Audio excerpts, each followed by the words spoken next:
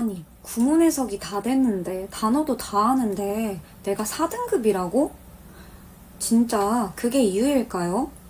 여러분이 아무리 열심히 해도 영어 성적이 올라가지 않는 이유는 방법이 잘못되었기 때문입니다. 안녕하세요. 수능 영어 전문과의 자이쌤입니다. 오늘 여러분들에게 제가 그동안 7년간 많은 학생들을 만나오면서 알게 된 공통점에 대해서 말을 해드리려고 해요.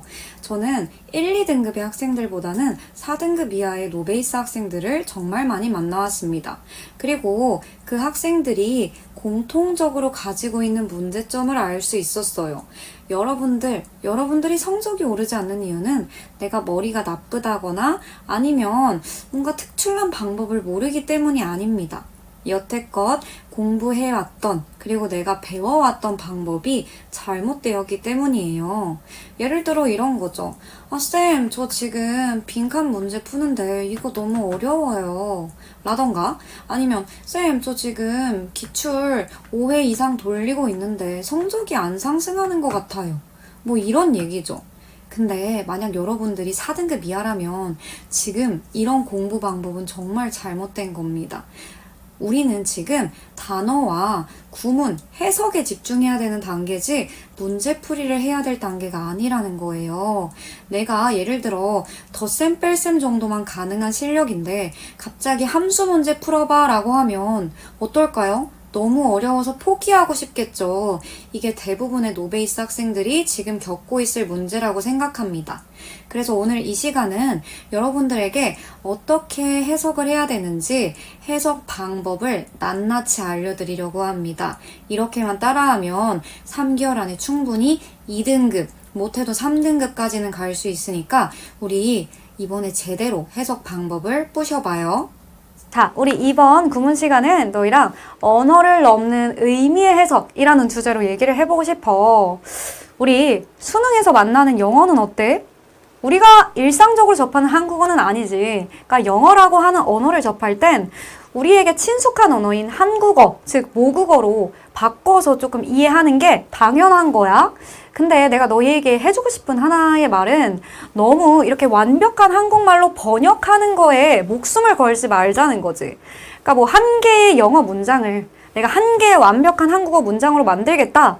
이런 식으로 접근을 하는데 예를 들어서 우리 생각을 해보자. 내가 그냥 초등학생이 읽을 법한 그런 책을 읽는다거나 아니면 그냥 동화책을 본다거나 아니면 수능에서 18번이나 19번에 해당하는 문제를 본다고 했을 때 너희는 이 문장을 막 영어에서 한국어로 완벽하게 번역해야지 여기에 초점을 맞춰?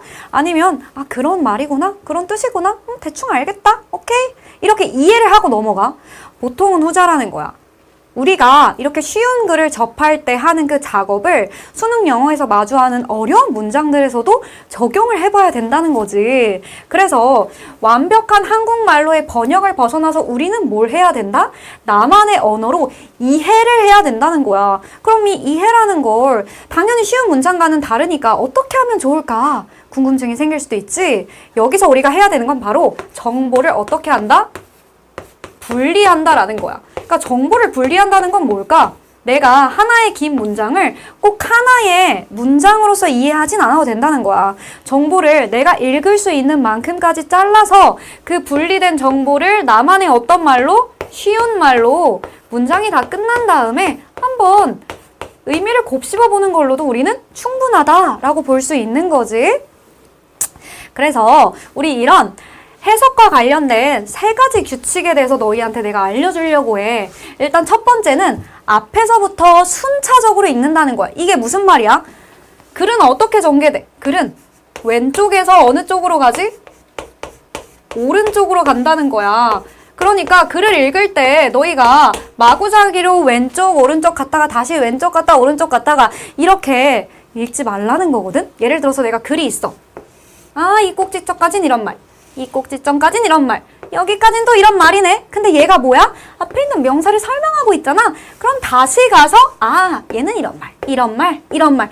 이렇게 돌아오면 어때? 시간이 굉장히 많이 걸리지. 수능은 뭐의 싸움이야? 시간의 싸움이야. 너희가 이런 식으로 한 문장들을 계속 앞으로 가면서 읽다 보면 시간이 분명히 부족하고 그럼 멘탈이 흔들리면서 당연히 그 문제를 틀릴 수밖에 없겠지. 우리가 해야 되는 건 이렇게 왔다 갔다 읽는 게 아니라 이렇게 여기까지 이런 말, 여기까지 이런 말, 여기까지 이런 말이니까 이 문장이 끝났을 때 아, 전체적으로 이런 말이구나. 나만의 언어로 바꿔주는 작업을 해보자는 거지.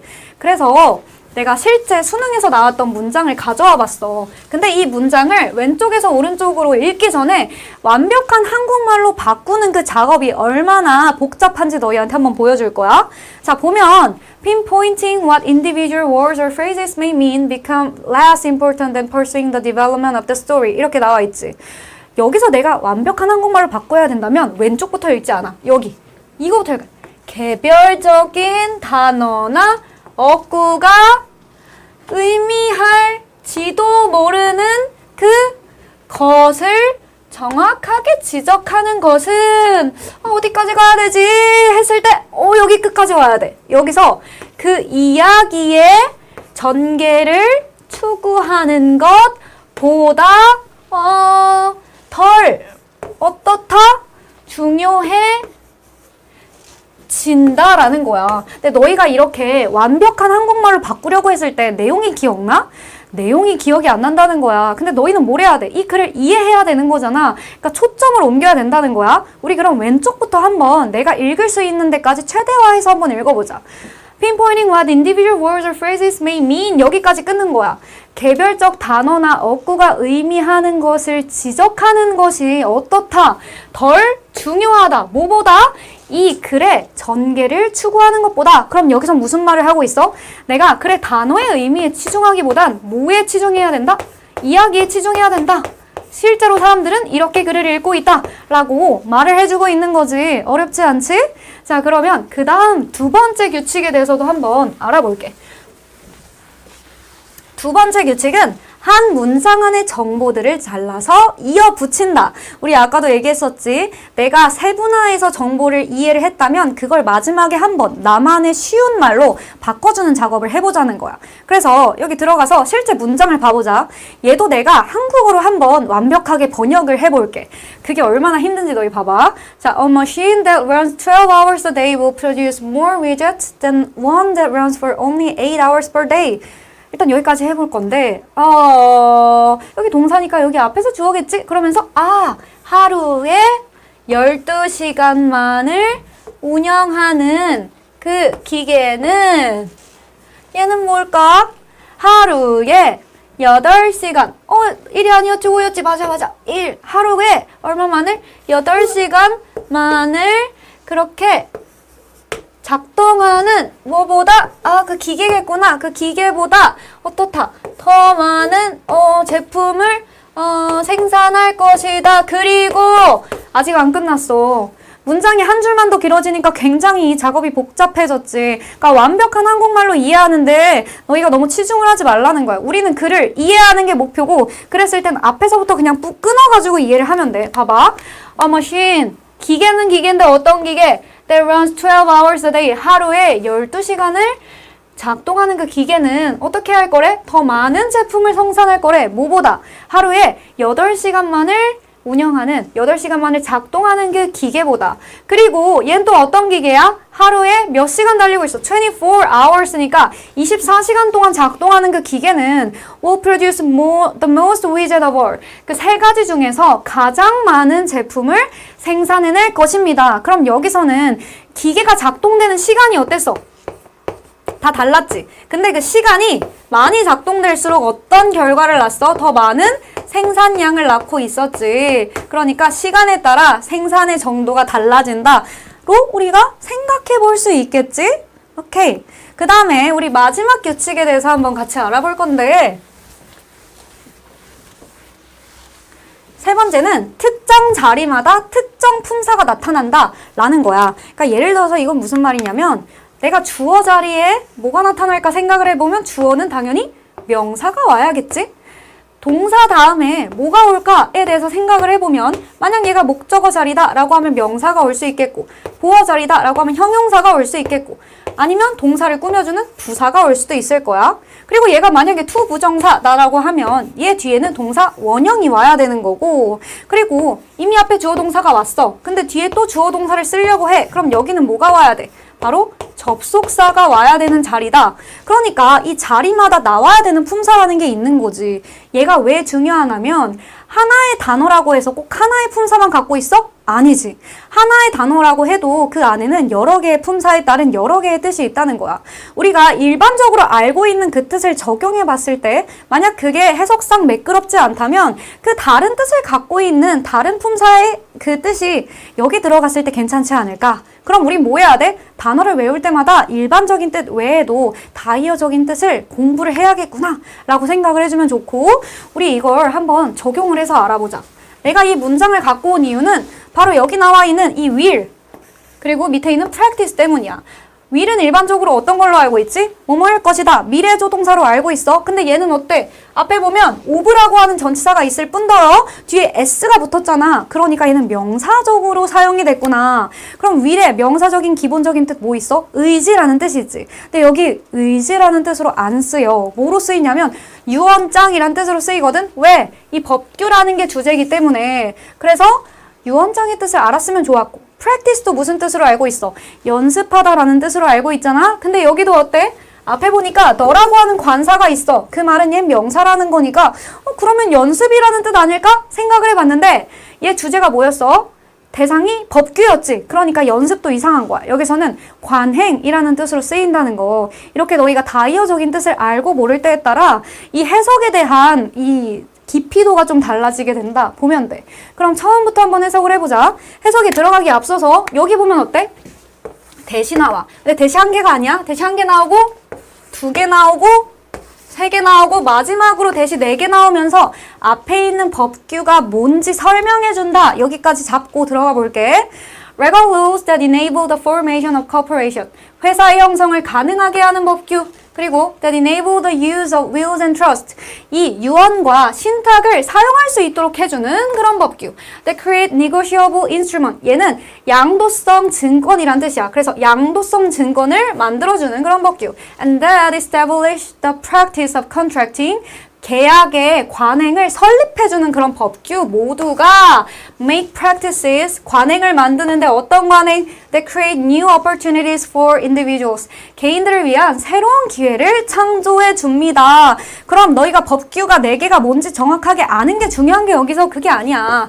이 법규라고 하는 애가 결국 어떻다는 거야? 이 개인들에게 좋은 기회를 제공해 준다라는 거. 아, 이게 긍정적인 내용이구나. 이 정도까지만 파악해도 충분하다는 거지. 자, 그럼 우리 여기까지 해서 기본적인 해석의 3가지 규칙을 배워봤거든? 근데 내가 구문이라고 하는 걸 배울 때 항상 빠지지 않는 요소가 뭐야? 바로 문법이지. 근데 우리가 문법을 여기서 왜 배워야 되는지 한번 짚고 넘어가면 좋을 것 같아. 우리가 내신을 배울 때의 문법은 디테일한 모든 요소에 대해서 우리가 알고 있어야 되지? 하지만 구문에서 배우는 문법은 그렇게까지 깊은 문법적인 내용을 요구하진 않아. 근데 그럼에도 불구하고 우리가 이걸 배우는 이유는 이 문법이 어떻게 나오게 된 거고 어떤 식으로 적용이 되고 그리고 해석은 어떻게 매끄럽게 하는지 이 모든 과정을 너희가 아는 것과 모르는 것에 있어서 해석의 깊이가 달라진다는 거야. 너희가 문장을 쉽게 너희 말로 이해할 수 있으려면 이런 기본적인 문법 지식들은 당연히 알고 있어야 돼. 그리고 오늘 우리는 이 관계사에 대해서 알아볼 건데 너희가 수능 지문을 볼 때마다 빠지지 않고 등장하는 문법이 관계사거든. 이 관계사가 바로 문장을 어렵게 만드는 요소 중 한 개구나 라고 생각을 하면서 우리 한번 같이 알아보자. 관계사의 관계는 접속사, 사는 대명사의 줄임말이야. 그러니까 접속사와 대명사가 만나서 관계사가 된다 라고 생각을 해주면 되고, 이 문장을 통해 한번 봐보자. Jai meets a boy and he is kind to everyone. 자이는 남자애를 만났어요. 근데 그 남자애는 어때요? 모두에게 착하답니다 라고 나와있지. 이때 접속사 and와 대명사 he가 만나서 뭘로 바뀐 거야? 하나의 관계사인 who로 바뀌었다 라고 볼 수 있고, 이 문장을 다시 읽어보면 Jai meets a boy who is kind to everyone. 자이는 남자를 만났어. 근데 어떤 남자이냐면 모든 사람에게 친절한 남자애야 라고 해석을 할 수 있겠지. 두 번째 예문도 보면 Jenny is friendly. 제니는 친절합니다. And she lives in Korea. 그리고 그녀는 한국에 살고 있습니다. 여기선 어때? and라는 접속사랑 she라고 하는 대명사가 만나서 하나의 관계대명사 뭘로 바뀌고 있다? who로 바뀌고 있다. 근데 이 who는 누구 때문에 나온 거야? 제니 때문에 나온 거지. 그러니까 제니랑 가장 가깝게 움직여야 되는 거야. 그래서 제니, 얘가 누구냐면 who lives in Korea. 한국에서 살고 있는데 어때? 친절해 라고 나왔지. 그러니까 이 관계대명사를 해석할 땐 그 명사가 누구냐면 그 명사가 무엇이냐면 이런 식으로 명사를 수식하는 구조로 우리가 해석을 해주면 된다 라고 보면 돼. 그리고 이 두 가지는 기억해주면 좋을 것 같아. 우리가 이번 시간엔 주격 관계대명사에 대해서 배울 텐데 앞에 나와 있는 선행사가 사람이냐 사물이냐에 따라 쓸 수 있는 관계대명사가 다르다. 알고 있는 친구도 분명히 많을 거야. 그렇지만 한 번 더 봐보자. 만약에 선행사가 사람이라고 하면 주격 관계대명사 who나 that을 쓴다. 예문을 통해 보면 I know her and she can speak English. 난 그녀를 아는데 그녀는 영어를 할 줄 알아요. 그럼 여기서 and she가 뭘로 바뀔 수 있다는 거야. who나 that으로 바뀔 수 있다는 거지. 그리고 만약에 앞에 있는 선행사인 명사가 사물이다 라고 하면 주격 관계대명사 뭘 쓸 수 있다?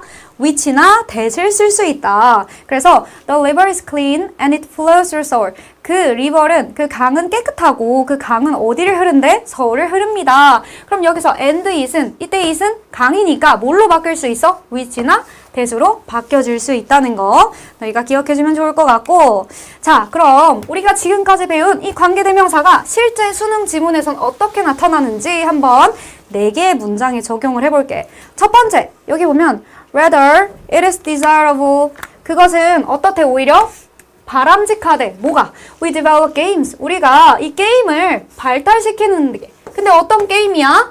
That connect to the learning outcome 우리의 학습 결과와 연결 지을 수 있는 근데 그 결과는 또 뭐야? We want for our studies 우리가 students 우리가 학생들에게 원하는 이라고 나와 있지. 이렇게 세분화한 다음에 뭐라 그랬어? 너만의 쉬운 말로 한번 바꿔보라 그랬지. 지금 이 게임을 어디에 연결해 보자라는 거야?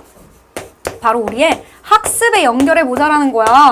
이렇게 간단하게 정리해 볼 수 있겠지? 그 다음에 또 넘어가 보자. 두 번째 문장인데 아까보다 조금 길지? 보면 individuals who are skilled in this domain 어떤 개인이야? 이 영역에 능력이 있는 얘네는 are able to express emotions, feelings, and moods accurately 자신의 감정, 기분, 느낌을 정확하게 표현할 수 있습니다. And those 그러므로 may facilitate clear communication between coworker 그래서 동료들 간에 명확한 의사소통을 촉진시킬 수 있습니다. 여기까지 우리가 세분화했어. 다시 한번 우리의 말로 바꿔본다면 얘는 어떤 애야? 자신의 감정을 어떻게 한대? 잘 표현한대. 여기에 능력이 있는 거야. 이런 얘들은 어떤 장점이 있다? 타인과의 무엇에서도 의사소통에서도 그 좋은 점이 발휘가 된다는 거구나. 감정 표현이 의사소통까지 이어진다 라고 너희가 생각해 볼 수 있겠지. 그 다음에 우리 세 번째 문장을 한번 봐보자. When the maintenance of interpersonal relationship is important. 봐봐. 대인 관계의 유지가 뭐 할 때? 중요할 때 누구와? With their counterparts in particular 특히 그들의 상대방과 or with others generally 혹은 일반적인 사람들과 그럴 때 competitors experience an internal conflict 이 경쟁자들은 내적인 갈등을 겪게 된대. 어떤 내적인 갈등? They can harm their desire 그들의 욕구를 해치는 근데 어떤 욕구였던 거야? To achieve their goal 그들의 목표를 성취하는 그 욕구였던 거고 또 뭐 할 수 있대? And taint the good feelings brought about by winning 이 승리에서 가져와지는 그 좋은 느낌을 어떻게 할 수 있대? 더럽힐 수 있대. 문장이 좀 길었지. 그렇지만 한번 정리해보면 쉽게 생각해 볼 수 있어. 얘는 어떤 상황이야 지금? 대인관계가 중요한 거야. 너랑 나랑의 관계가 중요해. 근데 그 상황에서 지금 얘는 뭘 해야 되는 거야? 경쟁을 해야 되는 거야. 그랬을 때 내가 이 경쟁에서 승리를 하게 되는 게 얘한테 그냥 기쁘대? 그렇지 않다는 거지. 이 승리의 의미가 어떻게 되는 거야? 약간 떨어지게 된다 라고 너희가 정리를 해줄 수 있겠지? 자, 그럼 우리 마지막 문장을 한번 같이 봐볼게. 이 마지막 문장도 보면 accurate assessment of farmers and landowner behavior 이 농부들과 토지 소유주의 행동에 대한 정확한 평가는 will be made over time. 시간이 지남에 따라 만들어질 거예요. And those farmers and landowner 그리고 그러한 농부와 토지 소유주들 얘네가 어떤 애들이야? 이렇게 표시하는 게 좀 더 좋을 것 같아. 어떤 애들이야? attempt to gain at each other's expense. 서로를 희생해서 이득을 얻고자 했었던 얘네들은 will find that 발견하게 될 건데 others may refuse to deal with them in the future. 미래에는 그들과 다른 사람들이 뭔가 거래하는 걸 꺼리게 될 거다라는 걸 발견하게 된다는 거지. 지금 두 명의 사람이 나왔어. 토지 소유주와 농부였지. 얘네는 어때? 이득을 챙겼어. 근데 이 이득이 정당해서? 아니야, 부당해서. 왜? 다른